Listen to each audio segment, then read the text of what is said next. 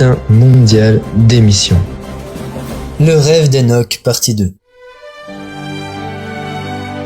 Enoch était propriétaire d'une clinique de physiothérapie prospère lorsque naît en lui le désir de devenir pasteur. Ne sachant pas s'il agissait d'un appel de Dieu ou non, il a demandé un signe divin pour savoir s'il devait aller étudier la théologie. Le lendemain matin, Enoch a reçu un appel du directeur de l'internat adventiste de Sagunto, où il avait un cours de théologie. Le directeur a expliqué que Dieu l'avait impressionné à faire une proposition de travail à Enoch et à sa femme Ingrid.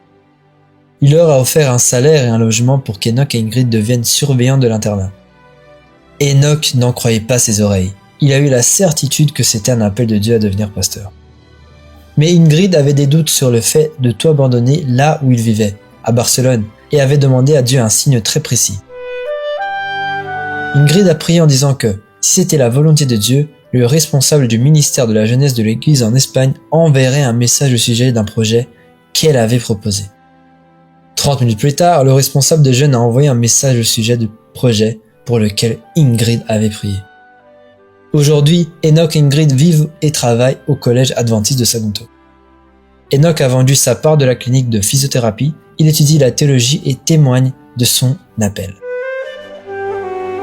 Les années précédentes, nos offrandes missionnaires de l'école du sabbat ont aidé à agrandir l'internat adventiste de Sagunto en Espagne.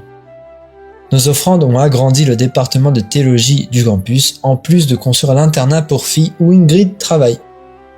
Et ce trimestre, nous aiderons une fois de plus des projets missionnaires de la division intereuropéenne. Soyons généreux.